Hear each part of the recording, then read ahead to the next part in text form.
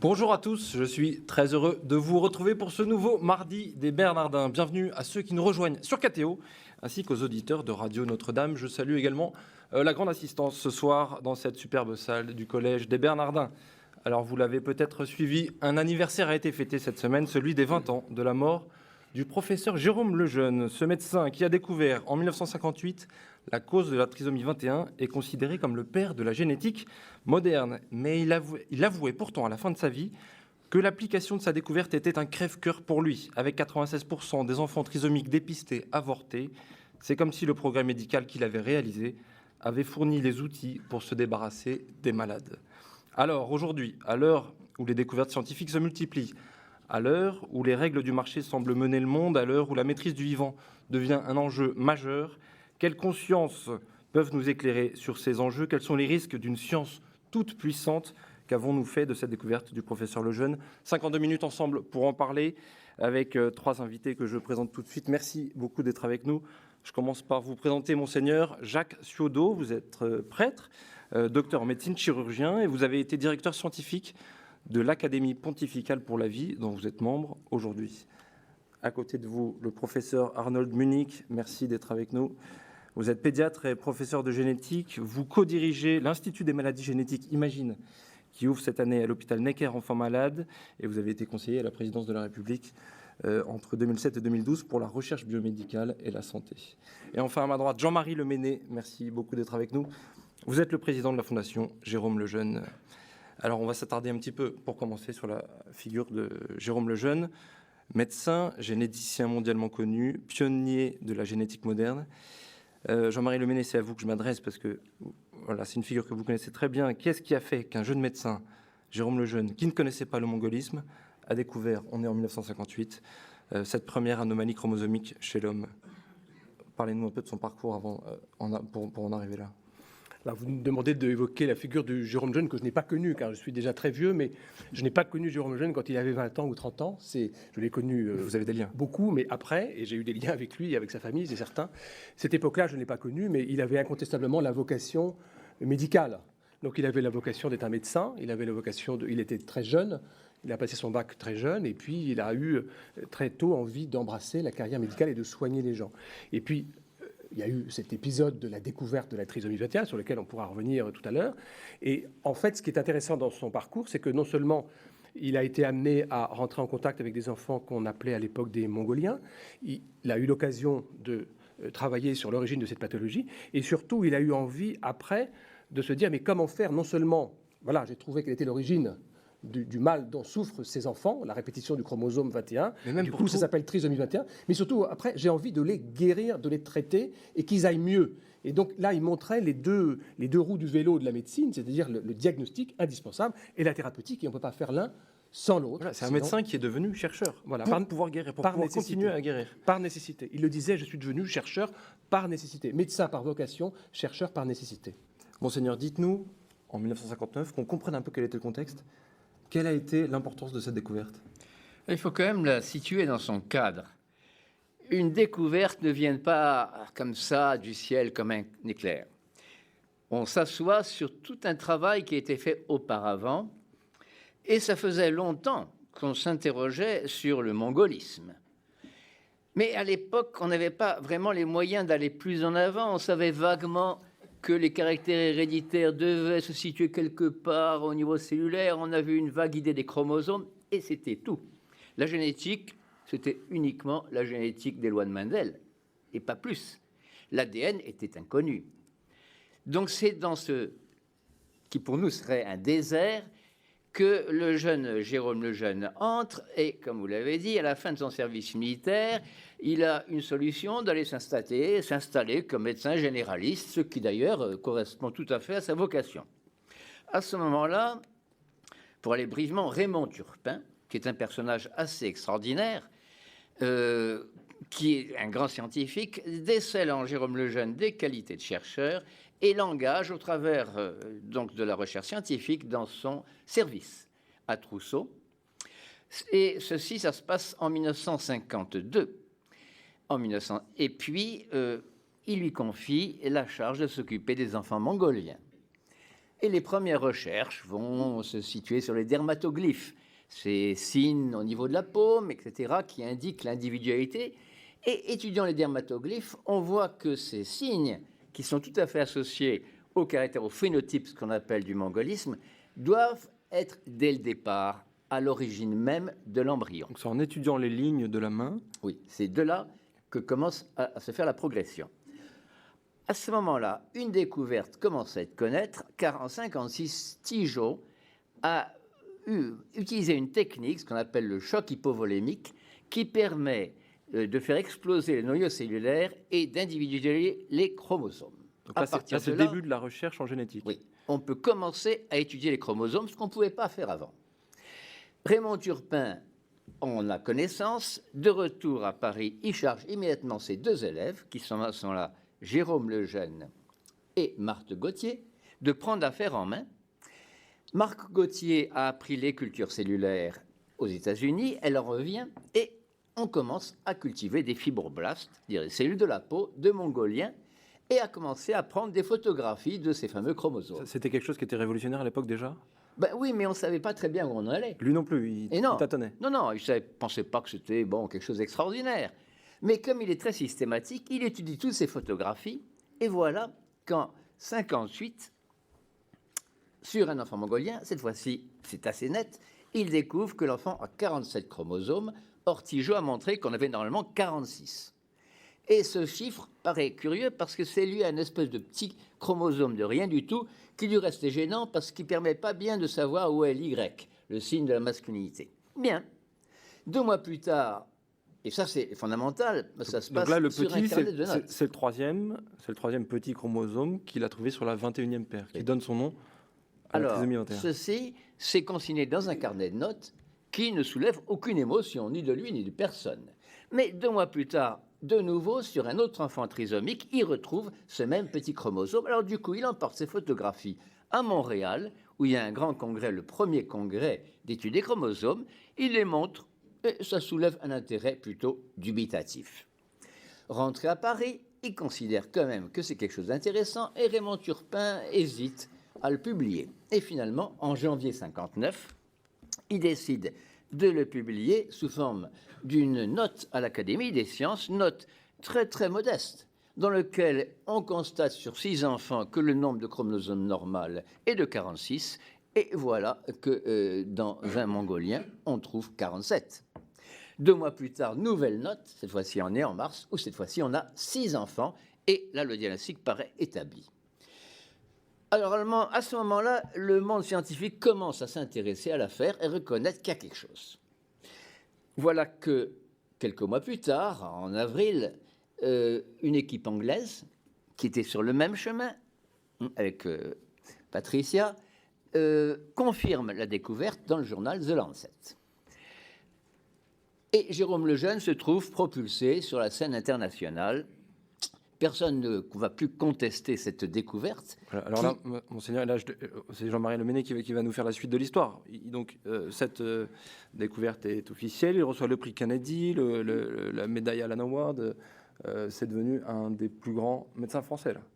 Et un des plus jeunes. C'est vrai que sa carrière, à ce moment-là, a pris un tour très différent, puisque Raymond Turpin a même proposé qu'il soit nommé professeur de génétique, ce qui était quelque chose d'inattendu pour 2 raisons. D'abord parce que la génétique n'était pas tellement enseignée en médecine à l'époque, et puis surtout parce qu'il n'avait pas suivi le cursus honorum habituel. Or, il y avait un texte très ancien qui permettait de nommer professeur quelqu'un qui avait fait une découverte. Et c'est un texte qui datait de Napoléon III qu'on a exhumé et qui a permis de nommer Jérôme Lejeune premier professeur de génétique en médecine. Et c'est vrai que très vite, il a commencé à réfléchir aux applications qui pourraient découler de cette découverte. Et en particulier, très vite, moi, ce qui me frappe dans la personnalité de Jérôme Lejeune, c'est son obstination à vouloir dire d'accord, on va découvrir, puis on en découvre tous les jours, parce qu'on parle de la trisomie, mais il y a eu plein d'autres pathologies qu'il a découvertes, d'autres formes de trisomie, des monosomies, le cri du chat, et puis d'autres maladies qui ont des noms qu'on n'a pas retenus, nous en tout cas, de ceux qui ne sont pas scientifiques. Mais très vite, tout de suite, son orientation a été de se dire, mais ces personnes-là, c'est bien, c'est indispensable de nommer leur maladie et de dire de quoi elles souffrent. Par exemple, de dire que ce n'est pas une maladie psychique, qu'il ne faut pas les envoyer pour un traitement psychiatrique. Ça, c'est très important de ne pas se tromper dans le diagnostic parce que tout le reste en découle. Mais il va falloir imaginer des réponses thérapeutiques. Et je pense qu'un des premiers à avoir imaginé des réponses thérapeutiques à partir de la génétique, ça a été Lejeune. Parce que quand il disait à l'époque qu'un jour on arriverait à mettre en échec le mauvais sort sur le plan génétique, il passait quand même pour un hurluberlu. Or, aujourd'hui, tout le monde pense que c'est ce qu'il faut faire, et c'est d'ailleurs ce qu'on est en train de faire. Et c'est ce que vous faites tous les jours, Arnold Munich, à Necker. Je ne fais pas tous les jours l'extinction du chromosome 21, j'aimerais bien, mais je n'en En suis tout pas cas, capable. découvrir et nommer ces maladies et ces anomalies génétiques, Oui. vous êtes dans la suite du professeur Lejeune. Il se trouve que c'est la raison pour laquelle j'ai accepté votre invitation, c'est qu'il se trouve que je suis son successeur, c'est-à-dire que j'ai pris le service dont il était le chef. Je ne suis pas sûr que j'étais son candidat, mais... Sûrement. J'en doute fort, mais il se trouve que j'ai été amené à lui succéder dans ce service de génétique de Necker. Et c'est à ce titre-là que je considère comme de mon devoir de venir ici, puisque en 92, j'ai pris sa suite. C'était un héritage extrêmement lourd, eu égard à la personnalité éminente de Jérôme Lejeune. Mais pour élargir un tout petit peu le propos et la peinture de cet hôpital des enfants malades à l'époque, il faut se souvenir qu'il y avait d'autres personnalités tout à fait de premier plan. Il y avait quand même Robert Debrey qui était encore là, qui avait reconstitué une école de pédiatrie et génétique avec un homme qui s'appelle Maurice Lamy, et que c'était une reconstitution après la guerre d'une masse critique de médecins et de chercheurs qui avaient décidé de faire de la recherche le levier du progrès. Et en cela, Jérôme Lejeune s'inscrivait tout à fait dans cette dynamique. Et c'était une dynamique qui avait été lancée en réalité avec la découverte en 1953 de la double hélice par Watson et Crick. Et c'était l'époque où quand même Monod, Jacob, Lvov faisaient leurs travaux qui allaient les conduire au prix Nobel. De sorte qu'il y avait une espèce d'effervescence dans la France de l'après-guerre, dans le Paris de l'après-guerre, à Pasteur, à Necker, autour de Robert Debrey, de Maurice Lamy, et tout naturellement, tous les esprits innovants se retrouvaient à Necker. Et c'est pourquoi je crois qu'il faut resituer cette découverte dans le renouveau de la pédiatrie et de la génétique en France de l'après-guerre.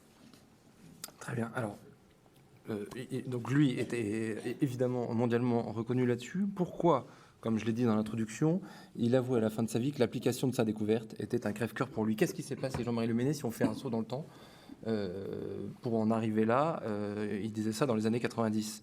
Ah, mais même, oui, enfin, il a dit ça à la fin de sa vie, au moment où il est mort, bien sûr, mais très vite, il a été confronté à des événements qu'il n'avait pas choisi d'affronter particulièrement, c'est-à-dire à des progrès techniques, de la technoscience, en particulier de l'imagerie médicale, et puis la ponction amniotique qui permettait donc de décompter les chromosomes. Il connaissait d'ailleurs celui qui avait inventé la ponction amniotique, mais il s'est aperçu que ces moyens tout à fait légitimes et tout à fait brillants et utiles pouvaient être mis, comme d'ailleurs tous les moyens techniques, au service d'une cause juste ou au service d'une cause injuste. Et c'est vrai que la première application du diagnostic anténatal, que ce soit par l'imagerie médicale ou par le décompte des chromosomes à travers la myosynthèse et le karyotype, a été appliquée à la trisomie parce que c'était le plus évident et que les signes d'appel échographique étaient ce qu'on voyait tout de suite. Est-ce que lui était opposé à ça dès le début?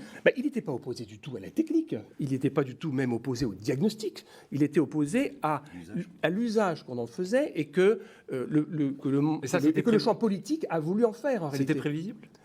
C'était prévisible, c'est ce qui s'est passé. En tout cas, lui, c'est difficile de dire est-ce que c'était prévisible, mais très vite, c'est vrai que dès que ces techniques ont été disponibles, on s'est dit, mais alors, est-ce qu'on ne peut pas anticiper et puis en même temps permettre, dans certains cas, aux femmes de ne pas garder ça. Et donc, lui, il s'est dit à ce moment-là, moi, je suis pris en étau, à la fois entre les découvertes que j'accompagne de mes voeux et puis les patients que je soigne, et l'utilisation qu'on veut en faire pour supprimer les patients que j'accepte à la consultation. Là, c'est vrai qu'il disait, je ne peux pas d'un côté recevoir des patients parce qu'ils sont trisomiques, des enfants, je suis à l'hôpital enfants malades, recevoir des enfants trisomiques parce qu'ils sont trisomiques et en même temps accepter qu'on supprime des enfants parce qu'ils sont trisomiques. C'est incompatible, je ne peux pas me couper en deux. Et c'est à ce moment-là qu'il a pris position pour défendre ses enfants en disant si je ne les défends pas, si je ne suis pas leur avocat, eh bien je ne suis pas digne de les recevoir en Monseigneur, consultation. 96% des enfants trisomiques dépistés qui sont avortés, est-ce qu'on peut considérer que c'est une invention qui s'est retournée contre la finalité de son créateur? Bon, il y a une date Son invention. intéressante dans la vie du professeur Lejeune, c'est quand il va, en octobre 69, recevoir le prix Allen Memorial à San Francisco. Et dans ce premier congrès, il est invité par Epstein, qui en fait est tout content car il vient justement d'établir le diagnostic prénatal de la trisomie. Et Epstein entend faire une réception royale à celui qui a découvert la trisomie. Et Jérôme Lejeune ne le prend pas du tout comme ça. Et il commence à faire un discours, d'ailleurs, sur l'embryon en général, etc., en disant que les techniques maintenant posaient des problèmes de savoir si à quel moment était-il vraiment humain et que dans cet aéropage, il faudrait bientôt créer un comité chargé de décider qui est humain et qui est à éliminer. Donc lui avait eu cette intuition d'un risque que Oui, cela mais pouvait comporter. c'était son style qui était assez ironique. Et à ce moment, il dit, bon, vu qu'aux États-Unis, vous avez établi déjà ce diagnostic par ponction amniotique, examen des chromosomes, et que vous avez quand même à décider qui va être éliminé, vous devriez créer les NID, National Institute of Death. Vous avez déjà les NIH, National Institute of Health. Mais maintenant, vous vous occupez de donner la mort, donc faites les NID. Alors, ce discours a été accueilli avec plutôt de surprise, a choqué, et ça a été un petit peu la grande phase, le point de départ de l'attitude de Jérôme Lejeune en fonction de la vie, car pour Jérôme Lejeune, le problème était que la médecine était pour guérir et pas pour détruire. Voilà, il le dit, quand la nature condamne, le rôle de la médecine n'est pas d'exécuter la sentence, Voilà. mais de chercher à commuer la peine. Et alors, il nous disait qu'il y a deux types de recherche. Et effectivement, c'est très important pour aujourd'hui. Disons, il y a la médecine pessimiste qui dit, bon, on ne peut pas faire un traitement, alors éliminons. Mais cette médecine ne donne aucun progrès, ne permet rien de faire, car on s'enlise très facilement dans une attitude de destruction. Et puis, il y a la vraie recherche qui cherche à traiter, qui cherche à améliorer, et qui, elle, va de l'avant. Arnold Munich, cette intuition, est-ce que c'est quelque chose que vous essayez d'appliquer aussi aujourd'hui, toujours? Est-ce que c'est possible encore aujourd'hui d'avoir ça en tête quand la nature condamne? Le rôle de la médecine est de chercher à commuer la peine? Moi, je ne sais pas, je ne me représente pas. J'avais 8 ans au moment où M. Lejeune a fait cette observation, donc je ne suis pas un témoin pertinent. Mais ce que je peux vous dire, c'est que, à mon sens, et d'après ce que j'ai vu et ce dont je me souviens, c'est que M. Lejeune n'était pas obsédé par la trisomie 21. On lui montrait des enfants qui avaient des retards mentaux, ce qu'il appelait des maladies de l'intelligence. C'est bien de dire ça comme ça, c'est dire en positif. De dire un enfant retardé, il a une maladie de l'intelligence. Eh ben, comme les maladies, on peut guérir. Bon. Donc c'était déjà, utiliser le mot maladie de l'intelligence au lieu de retard mental, c'était quelque chose de bien, de positif. Mais je me souviens, puisque je l'avais accompagné parfois quand j'étais un jeune externe au lit des patients, et puis on avait discuté des malades ultérieurement, quand j'étais plus interne, puis chef de clinique, c'était un médecin qui prenait en compte, pas nécessairement et seulement les trisomies 21, mais les enfants retardés mentaux en général. Et pourquoi son intérêt s'est concentré sur la trisomie 21? Parce qu'il y avait, comme l'a dit très bien Monsieur Leméné, un chromosome surnuméraire. Mais il y avait toutes sortes d'autres maladies, un très grand nombre de malades pour lesquels il brûlait de trouver l'explication. Et explications qui sont venues plus tard. Il y a eu ensuite la fragilité du chromosome X, mais depuis, c'est incroyable le nombre de diagnostics qui sont faits maintenant de retards mentaux. On a fait des progrès fantastiques depuis les travaux pionniers de Lejeune dans la génétique chromosomique, qu'on appelle la cytogénétique. On arrive maintenant à découvrir des remaniements chromosomiques dans près de 30% des enfants qui ont des anomalies morphologiques. On arrivait à quelques pourcents, maintenant on est à 30%. C'est-à-dire qu'on arrive maintenant à un karyotype, un examen des chromosomes au niveau moléculaire, qui donne à l'analyse un niveau de résolution spectaculaire. On trouve des petits remaniements minuscules, invisibles au microscope, qu'il ne pouvait pas voir. Même avec son œil acéré, ses grands yeux bleus acérés, il ne pouvait pas voir cela parce qu'il n'avait pas les instruments pour le faire. Et donc, en fait, le progrès médical est associé étroitement à l'essor des technologies. Il ne pouvait pas le faire parce que les technologies n'étaient pas mûres. avec le séquençage du génome. Aujourd'hui, on a la possibilité d'analyser le karyotype comme un puzzle en 3000 pièces. Et qu'est-ce qu'on fait maintenant? On fait même plus de karyotype, on va dire la vérité. Ça se fait plus. Ce qu'il a inventé et ce qu'il a fait avec d'autres, c'est-à-dire l'examen des chromosomes au microscope, où on découpait les chromosomes un par un, ça ne se fait plus. C'est fait de manière moléculaire. Maintenant, on assemble l'ADN de l'enfant malade et l'ADN de référence, et on ajuste, si vous voulez, les pièces du puzzle, une par une, pour voir celle qui est en excès ou celle qui est en défaut. On appelle ça l'hybridation génomique comparative. C'est des méthodes maintenant automatisées qui permettent un diagnostic dans une fraction très importante d'enfants retardés mentaux, malades de l'intelligence ou autistes.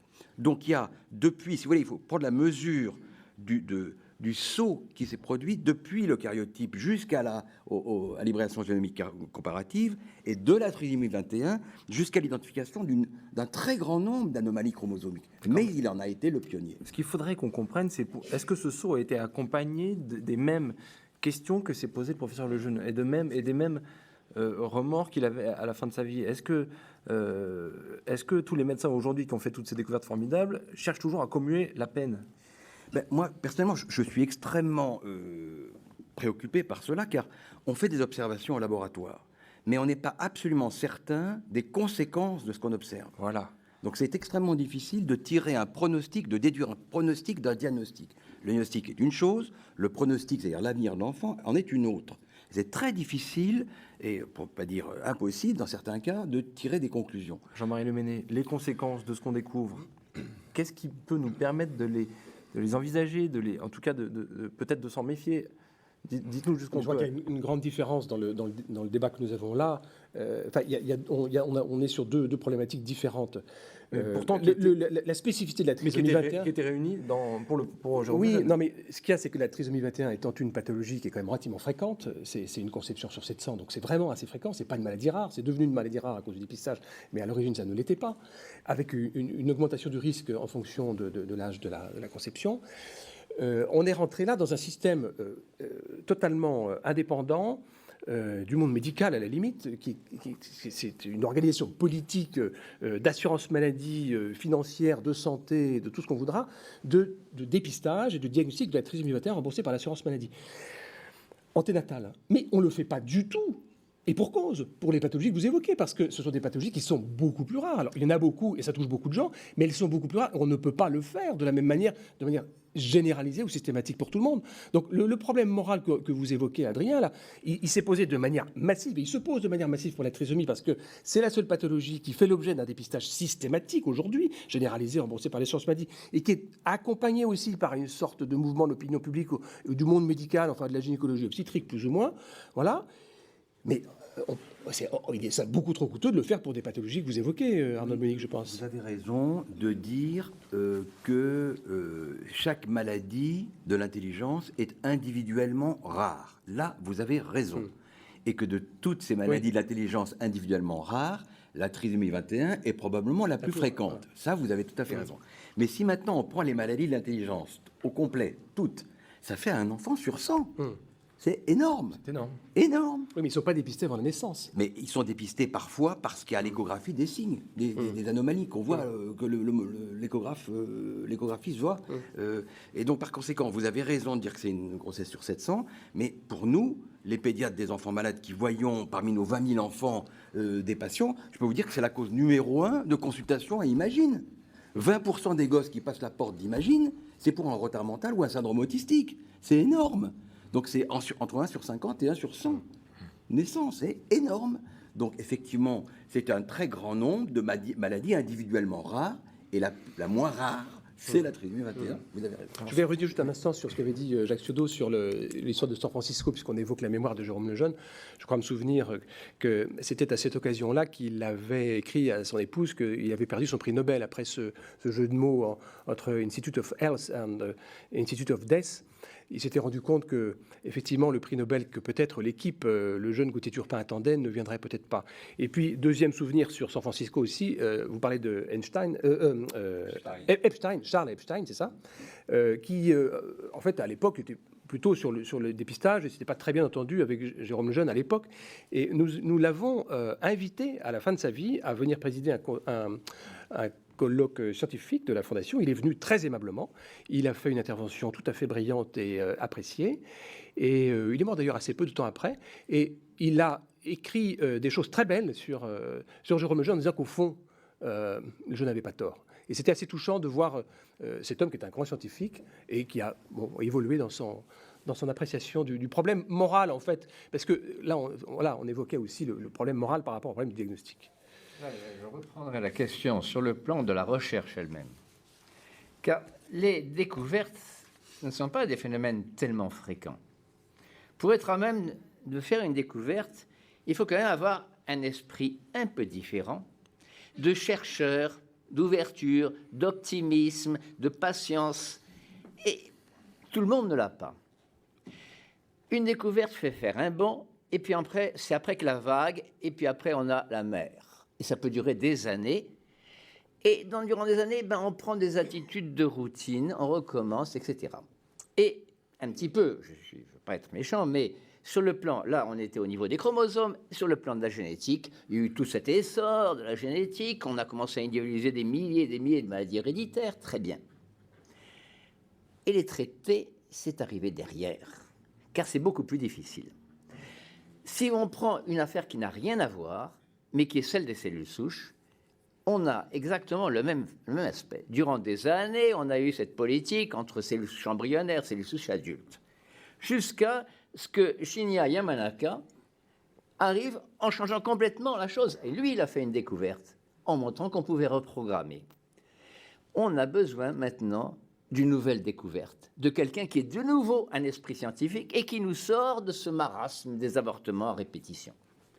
Est-ce que la conscience intervient à ce moment-là? Est-ce que je sais pas, c'est la vie intérieure d'un chercheur qui peut permettre justement à la fois des conséquences qui peuvent être dramatiques et à la fois de créer des nouvelles, un choc scientifique? Jérôme Lejeune disait seulement une chose, et je crois que c'est à vérifier, qu'on ne peut pas faire une bonne recherche quand les prémices éthiques sont mauvaises. Et il prenait l'exemple des médecins nazis, tout le monde les connaît. Alors les médecins nazis sont très pratiques parce qu'ils sont un bon exemple de ce qu'il ne faudrait pas faire. Effectivement, les médecins nazis ont fait de la recherche. Ils ont fait de la recherche sur l'hypothermie. Moi, j'ai été dans leur dossier, je m'étais intéressé à l'hypothermie. Ils n'ont pas trouvé grand-chose. Parce que effectivement, pour faire de la bonne recherche, il faut avoir un esprit qui colle à la vérité. Et la vérité est liée au bien, la vérité est liée au véridique, elle est liée à la justice, etc. Si vous prenez une voie mauvaise, celle de la facilité, celle de l'élimination, vous n'y arriverez pas. Vous répéterez simplement des choses. La définition que Jérôme Lejeune faisait de la génétique, je le cite, la génétique humaine se résume à un credo élémentaire qui est celui-ci, 2 points. Au commencement, il y a un message, ce message est dans la vie et ce message est la vie. Et si ce message est un message humain, alors cette vie est une vie humaine. Arnold Munich, est-ce que ça aussi, c'est des choses qui sont dans l'esprit des chercheurs en génétique aujourd'hui? Je crois qu'il faut faire la distinction entre les pratiques médicales et la recherche, si vous permettez. Dans les pratiques médicales, nous sommes dans un état de droit et il y a une loi de bioéthique qui a été dictée en 1994, dite loi Mattei, qui est revue, révisée régulièrement. Et cette loi me semble protéger nos concitoyens des dérives que nous redoutons. Donc, ça c'est le point important. L'encadrement réglementaire est considéré comme suffisant par le corps médical aujourd'hui. Écoutez, en tout cas, il est révisé régulièrement. Il est ce qu'il est. Il donne lieu à un débat de la représentation nationale, toujours riche, passionnant même. Et il représente le corpus législatif qui est la meilleure barrière contre les dérives. Jean-Marie Leméné, juste une objection sur ce cadre réglementaire? Moi, je ne partage pas ce point de vue, parce que en fait, on a dit on va encadrer les dérives. En fait, il y avait une pratique, en particulier en matière de procréation médicamenteuse assistée, qui existait avant la loi de 1994, qui était illégale, par définition, et dans lesquelles les scientifiques, les médecins qui la pratiquaient s'exposaient.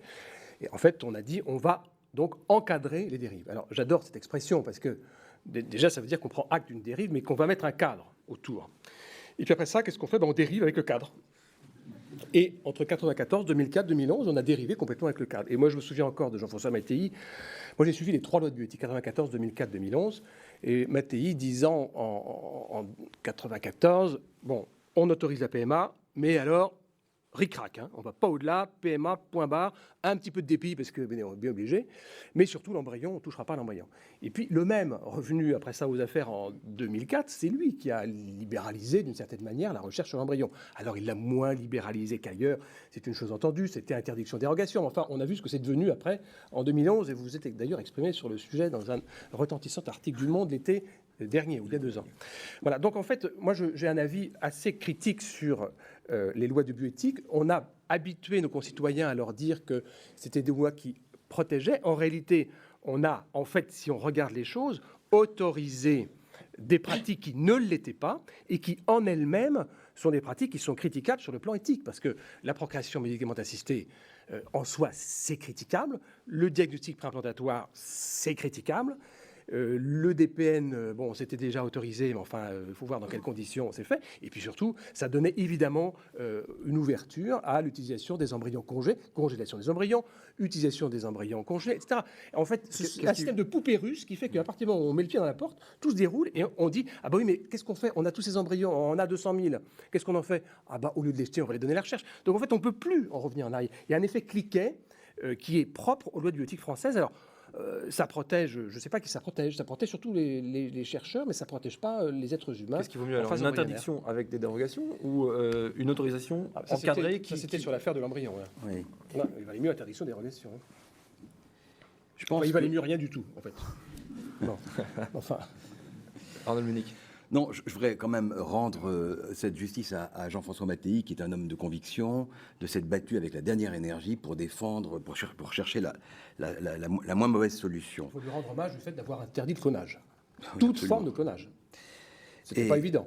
Donc, il a quand même défendu âprement le régime d'interdiction de la recherche sur l'embryon, et c'est ce gouvernement qui a fait sauter cette interdiction pour passer à un régime d'autorisation avec encadrement. Je trouve ça déplorable parce que la loi, c'est la loi, on interdit et éventuellement, dans certaines circonstances très particulières, s'il y a un essor thérapeutique, on peut déroger.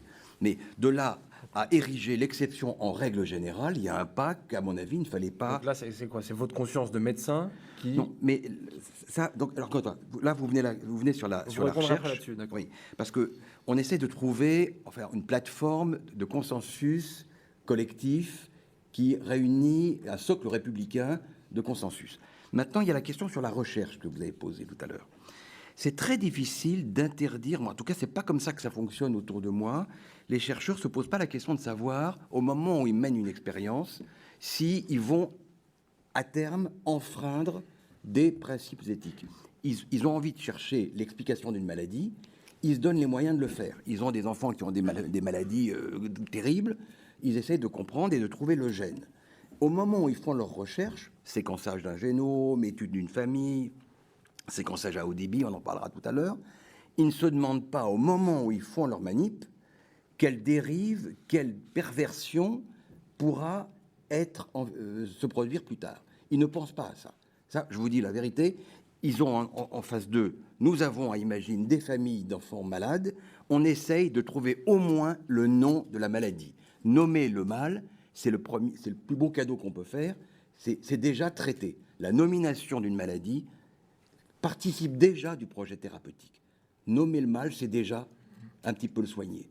Monseigneur, est-ce que vous êtes prêtre, vous êtes médecin, est-ce que vous êtes d'accord avec ce que dit Arnold Munich? Est-ce que, et puis vous répondrez sur cette question, est-ce qu'il faut laisser Dieu à la porte du laboratoire?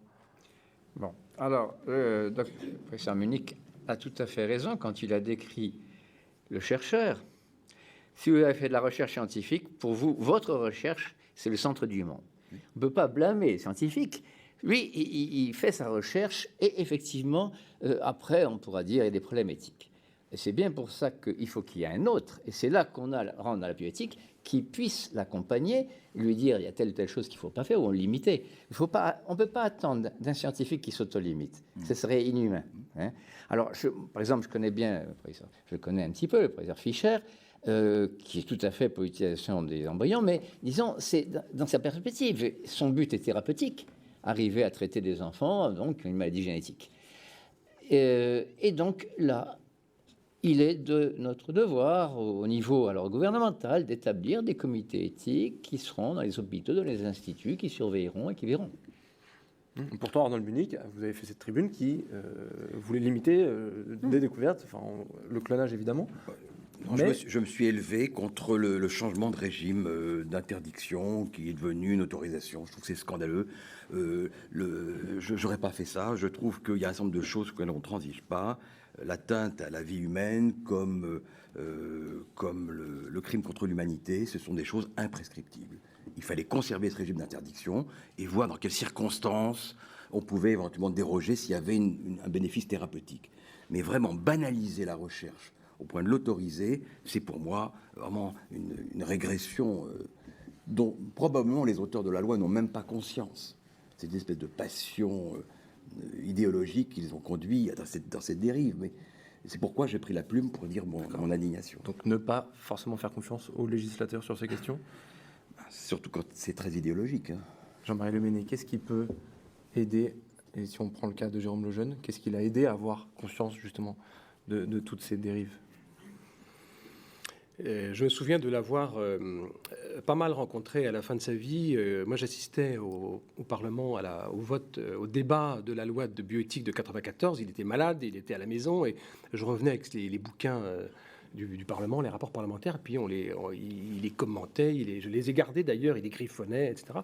Et il disait, mais qu'est-ce que c'est que tout ce fatras là? Et c'est vrai que les premières bioéthiques, d'abord il y en avait 3, enfin, c'était extrêmement compliqué. Le monde de la recherche et de la médecine l'a perçu aussi comme une sorte de forêt, de labyrinthe très compliqué, parce que on peut faire des choses par dérogation, mais il faut demander l'autorisation. Enfin, ça complexifie les choses. Et lui disait, mais moi, je n'ai aucune, parce qu'on l'a accusé d'être hostile au progrès, à la science, à la modernité, à la technique, etc. Il dit, mais pas du tout. Je suis hostile à rien du tout, ni au diagnostic, ni à rien. Simplement, la seule chose, il faudrait donner carte blanche, il disait, il faut donner carte blanche à la recherche, à la technique, à la science, à ce que vous voudrez, à condition de respecter l'être humain depuis le départ. Depuis le départ, c'est bien là le problème. Depuis le départ, quand est-ce qu'on met le départ? Mais c'était ça, de la conception à la mort, carte blanche à la médecine, à la science. Voilà, la vie humaine étant sauve. La vie humaine étant sauve. Et c'est vrai que le fait de donner, et là on revient à quelque chose de très biblique, le fait d'avoir une prescription négative est beaucoup plus pédagogique et beaucoup plus simple. Quand on dit tu ne tueras pas, ça évite de dire dans certains cas, tu peux tuer à condition d'avoir rempli 3 formulaires, etc. Non, tu ne tueras pas, c'est clair, net et précis. Tout le reste, tu peux le faire. Sauf ça, tu ne tues pas. En fait, en bioéthique, on devrait faire ça. On dit la science peut aller où elle veut, à condition de respecter le principe de la vie humaine, de la conception à la mort. Et on épargnerait des sessions parlementaires qui débordent même sur l'été. Monseigneur, pourquoi c'est si compliqué à faire? Alors, je dirais qu'il y a différentes perspectives en bioéthique. Que dans la perspective de pays latins. Ça a l'air simple, comme le dit Jean-Marie Le Oui, Menez. non, je sais pas. Bon, alors, pour aller plus vite, puisque vous me coupez. Alors, la bioéthique est née aux États-Unis et elle est donc influencée par le mode de vision des Américains, qui n'est pas un mode de vision latin, qui est un mode de vision empirique, et inspiré par ce qu'on appelle le droit positif. Nous sommes inspirés plutôt par ce qu'on appelle la morale naturelle. On pense que dans l'homme, il y a une conscience, qu'il y a un certain sens du bien. Bon, les Américains, pensent que ce qui est important, c'est de se mettre ensemble et de décider ce qui est bien. Et on fait le consensus, qui est revisible. On pourra reprendre la question régulièrement. Alors, dans ce point de vue, la façon dont les Américains ont abordé les questions d'éthique est, dans le côté, parfaitement logique. Le problème, c'est qu'en France, avec notre tradition de morale naturelle, eh bien, on est pris le point de vue américain. Alors, ce qui nous a menés dans un marasme, puisqu'on voulait adopter le point de vue du consensus, alors qu'en fait, on est inspiré par d'autres points de vue, de la complexité, etc. Et la revision, du point de vue américain, c'est très logique de revoir des lois de temps en temps. De notre point de vue de la loi, on considère que si la loi est l'expression des citoyens, elle est. Et on n'a pas besoin de la revoir tout le temps. Pourtant, c'est ce qui s'est passé avec Leonetti, c'est pour ça que ça pose Alors, autant ce de que je dirais, c'est un problèmes. peu une immixtion, à cause de la bioéthique, de l'esprit pragmatique anglo-saxon dans notre mode de pensée qui n'est pas celui-là. Oui, ce qui fait qu'on a des lois, en fait, qui sont... Souvent, on nous pose la question dans des conférences, mais finalement, est-ce que la France est le pays le pire en matière de bioéthique? Je dis non. On n'a pas le pragmatisme total des anglo-saxons. On n'est pas non plus dans les pays latins, Italie, où finalement on a restreint beaucoup les choses. On est un peu entre les deux. On est un peu entre les deux. Et on n'est pas le pays le pire sur le plan des questions de bioéthique. Mais c'est loin d'être parfait, bien sûr. Mais je comprends très bien, cette explication que vous donnez est très éclairante sur les difficultés du positionnement français. Que voulez-vous dire par le pire? J'ai pas compris. Le pire, c'est de faire comme depuis 20 ans les Anglais qui disent, de toute façon, qui ont inventé la notion de préembryon, par exemple, qui se sont débarrassés Utilitariste, vous voulez dire. de la complètement utilitariste, de dire, voilà, on va inventer la notion de préembryon, comme ça, on est couvert. Voilà, on n'expérimente pas sur l'embryon, on expérimente sur le préembryon. Voilà. Donc c'est une notion qui est totalement inventée, puisque on peut aussi inventer le pré-préembryon. Je veux dire, bon, il n'y a plus de limite. Typique de ça, c'est la commission Warnock, Oui, c'est ça. qui était là pour pouvoir dire si on pouvait y aller au niveau des fécondations in vitro. On savait très bien qu'il y avait une grosse élimination de l'embryon.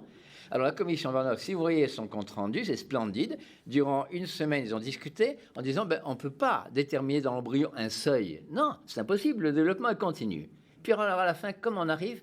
Oui, mais pour le bien des malades, eh bien, on ne va pas en tenir compte et on va permettre le travail sur l'embryon. Mais ça, c'est un point de vue totalement utilitariste qui est le plus grand bien pour le plus grand nombre, qui n'était pas le nôtre. Est-ce qu'on n'est pas dans une période où il y a un risque d'en arriver là? Une recherche utilitariste? Encore une fois, ça a très bien été dit juste à l'instant, les chercheurs qui nous entourent ne subordonnent pas leurs travaux aux applications de leurs recherches. Je ne vois pas cela. Je ne vois pas de recherche qui puisse se résumer aux applications de celles-ci. Je vois des recherches cognitives et des recherches d'ordre thérapeutique. Des recherches pour comprendre et des recherches pour soigner. Voilà les grandes familles de recherche que j'aperçois. Et n'oubliez pas que quand même, on a parlé de la trisomie 21, mais il y a un très grand nombre de causes de maladies de l'intelligence, de retards mentaux, de syndrome autistique, qui sont inconnues. Donc c'est sûr qu'il faut faire cette recherche. Il faut se faire cette recherche pour espérer un jour soigner. Dès lors que vous comprenez ce qui ne va pas, on peut inventer des ripostes thérapeutiques de différentes natures, médicamenteuses, géniques, diététiques, je sais quoi. Mais tant qu'on ne sait pas ce qui se passe, comment voulez-vous riposter? Et puis quand on ne peut pas dire à un couple si la maladie est héréditaire ou accidentelle, quel projet de vie voulez-vous qu'il fasse?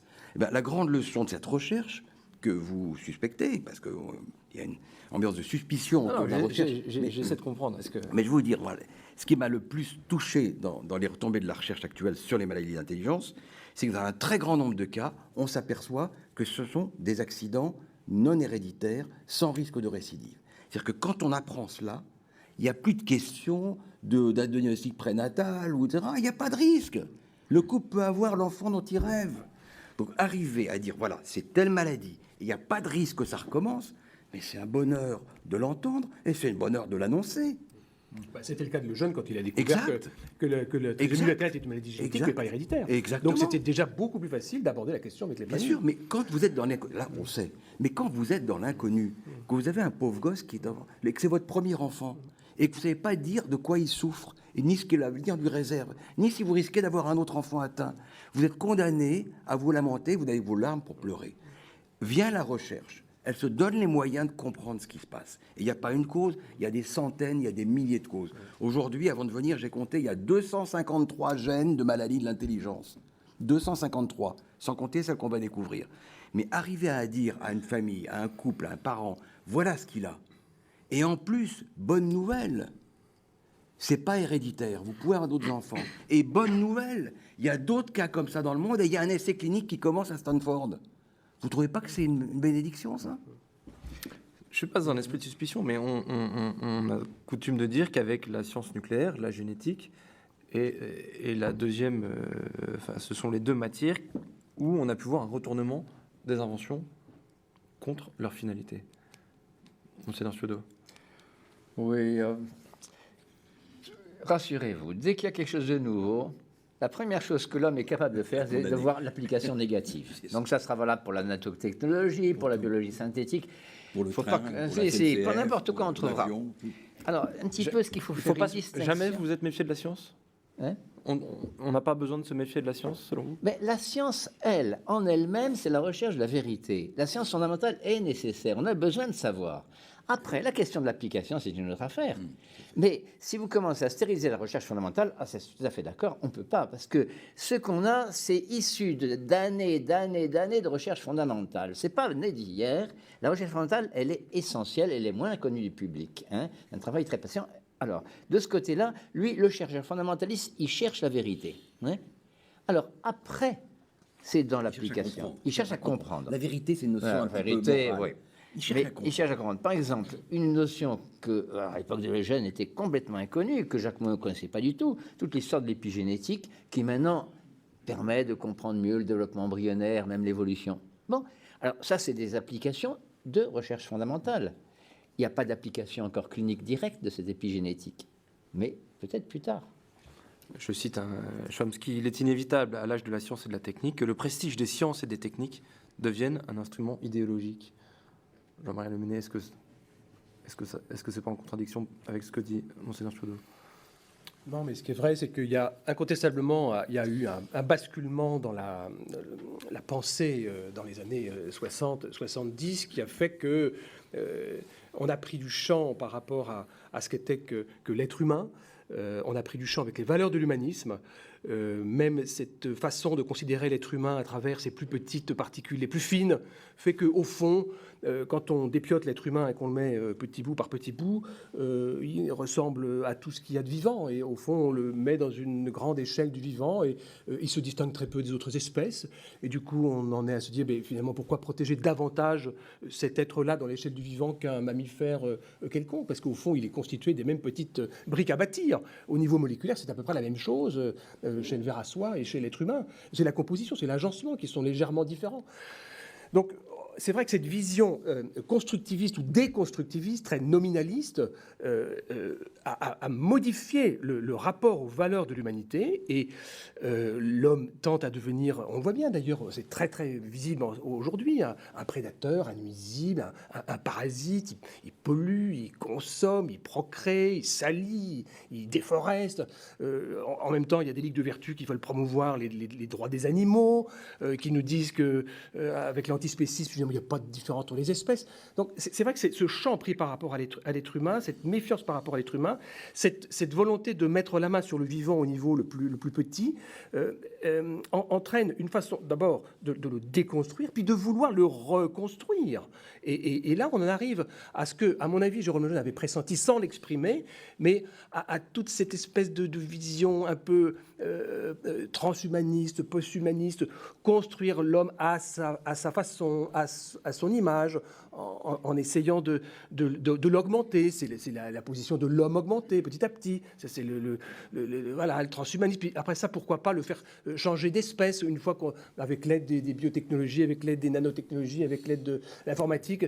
Bon, cette espèce de vision d'une technique qui finalement une technoscience, c'est-à-dire un mariage contre nature entre un peu de scientisme et le marché, parce qu'au fond, derrière, il y a des affaires d'argent. Et ça, si ça prend la place de la sagesse, ça ne va pas. Et Lejeune avait l'habitude de dire la technique est cumulative, mais la sagesse ne l'est pas. Et ça, je crois que c'est une phrase très juste, et il n'y a pas de solution technique. C'est ce qu'il avait dit à Brejnev quand il avait été envoyé par le Saint-Père, d'ailleurs, pour aller parler de la guerre nucléaire. Il avait dit il n'y a pas de solution technique à la folie des hommes. Et ça, je crois que c'est quand même une forte pensée, parce que, encore une fois, et ça, j'insiste beaucoup là-dessus, l'être humain, aujourd'hui, pose problème.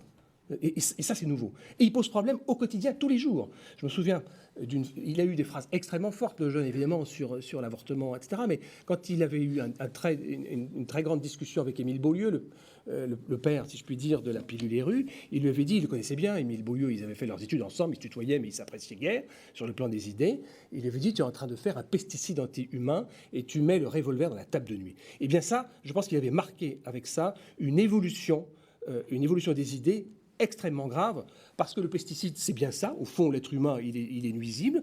Et puis le pistolet dans la table de nuit, enfin, on n'avait jamais vu ça. C'est-à-dire que tous les jours, quand je vous dis l'être humain pose problème, mais il pose problème à chacun d'entre nous. Chacun d'entre nous, on est amené à se dire, mais est-ce que l'enfant que j'ai conçu hier soir, finalement, je vais le garder? Et c'est une décision, voilà, ici, on est tous concernés. Et puis la question nous est posée aussi pour la fin de vie, maintenant. Et ça, je pense qu'il l'avait anticipé, il l'avait vu, et je pense qu'il est mort avant et qu'il aurait probablement, il serait mort de tristesse encore plus vite s'il n'était pas mort en 94. Il est là aussi son héritage, Arnaud Munich, et dans la science et aussi dans les questions qu'il a posées à la conscience. Il y a quand même quelque chose qu'il faudrait dire pour un peu... Et monseigneur, et je vous laisse, et ce sera le mot de la fin, vous complétez ce que dit Oui, Jean-Marie Le Mennet. Chaque époque s'est trouvée confrontée à des problèmes. Il n'y a pas une époque qui est meilleure qu'une autre. Nous sommes confrontés, on a été confrontés avec la possibilité de contrôler les naissances. Bon, ce qui n'existait pas avant, il n'y a pas de problème. À partir du moment où il y a un problème alors là, vous allez avoir des attitudes plus ou moins divergentes. Puis, on a la possibilité de faire des avortements faciles et sans risque. Nouvelle possibilité. Aujourd'hui, la nanotechnologie nous permet de créer ces petites molécules particulières qui pourraient avoir un rôle thérapeutique, mais qui peuvent aussi avoir un autre rôle. Donc, on ne pourra pas arrêter le développement technologique, qui est extrêmement difficile. Ce qui est, c'est que ce développement nous pose des questions et l'attitude mûre, majeure, de sagesse, est de confronter les questions et d'essayer de les résoudre. Il n'y a pas... Ce n'est pas étonnant si aujourd'hui, bon, le transhumanisme, d'accord, le transhumanisme essaie un peu de répondre à ces questions avec la convergence, de voir où va-t-on. Il y a différents types de transhumanisme. Il y a le transhumanisme sage qui essaie de le contrôler pour quand même un bien social aussi. Arnaud Munich, pour le mot de la fin. Mais écoutez, je me demande si tout ce débat ne sera pas bientôt un mauvais souvenir. Voilà. Parce que ce que je pense, c'est que... J'espère que vous avez passé une bonne soirée. Non, j'ai passé une très bonne soirée. Mais je trouve qu'on se fait beaucoup de soucis à propos du progrès. Et moi, ce que je vois dans mon labo, c'est des gens qui ont des idées formidables, qui vont traiter probablement des bébés dans le ventre de leur mère avec des médicaments, et qu'au lieu d'interrompre un nain parce qu'il est achondroplase, on va, aussitôt le diagnostic fait, on va lui administrer un médicament qui le fera grandir. Donc aujourd'hui, on est dans une période extrêmement délicate, où on est démuni, on arrive à faire un diagnostic, mais ce diagnostic n'est pas assorti pour le moment d'un traitement. Ce que je vois, c'est que ce gap est en train de se combler. Et je vois dans notre laboratoire des progrès considérables pour arriver à donner des médicaments pendant la grossesse, aussitôt le diagnostic fait. Donc je voudrais livrer ça à votre optimisme naturel, parce que je crois que on passe un très mauvais moment où le diagnostic n'est pas assorti de thérapeutique. Ce moment n'aura qu'un temps.